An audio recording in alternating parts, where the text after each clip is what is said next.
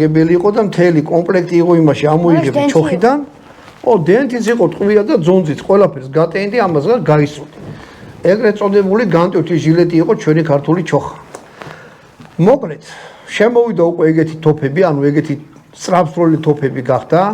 უკვე ფალიაზე დაყრიდი იმას რა ქვია. მოიწაბა ჩახმახიანი თოფი, გავმართვი. ეს თოფი გავმართვი. ეს არის, ამას ავიღებ. ამას.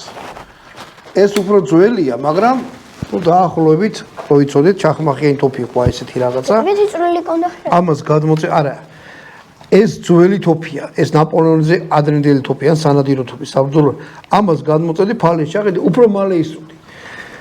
და სწრაფსროლა იყო იდეალურად ისროდა წუთში 4 გასროლა თუ რიგი ახდენდა უკვე, ხო?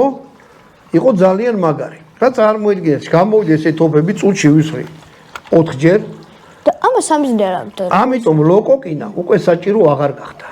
ანუ იყო ეგეთი სიტუაცია. მოდი აქ. ერთი კითხვა. აბა. ამას ვარ აქვს სამი. არა. რანცული. ძველებურია, შეიძლება ქონდა და მე რავი, რამდენი წლისა ეთო. კაი ხედავ. ეხლა ნახეთ.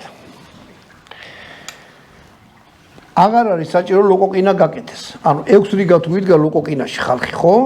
მე-17 საუკუნეში. მე უკვე შემჭიდროდნენ მე-18 საუკუნეში და რახან სწრაფსროლა გაიზარდა.